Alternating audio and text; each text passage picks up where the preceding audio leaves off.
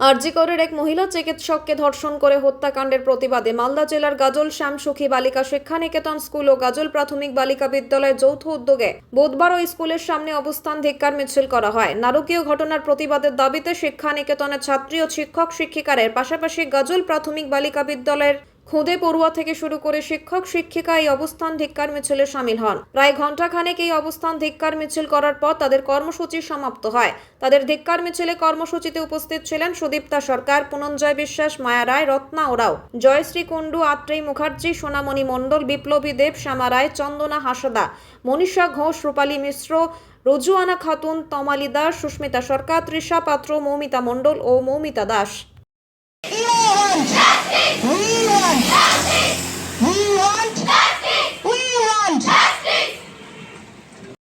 বিক্ষোভ সমাবেশ বা বিক্ষোভ মিছিল হচ্ছে, এর কারণটা কি? কেন করছেন আপনারা এটা বলুন।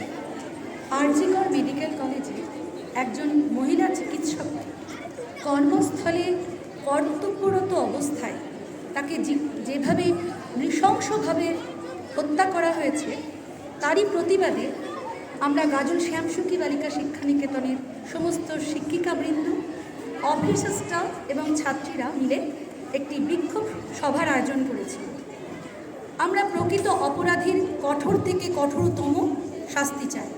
মহিলাদের কর্মস্থলে নিরাপত্তাকে সুরক্ষিত করতে হবে, এই দাবি আমরা সকলের হয়ে আজকে বলতে এসেছি, সকলের সামনে, যে মহিলারা যে বিভিন্ন জায়গায় কাজ করছে তাদের নিরাপত্তা সুরক্ষিত করতে হবে এবং এই সমস্ত নৃশংসভাবে যে আজকে আমাদের মেয়ের মতো ছাত্রীরা যে আজকে হত্যা হলো তার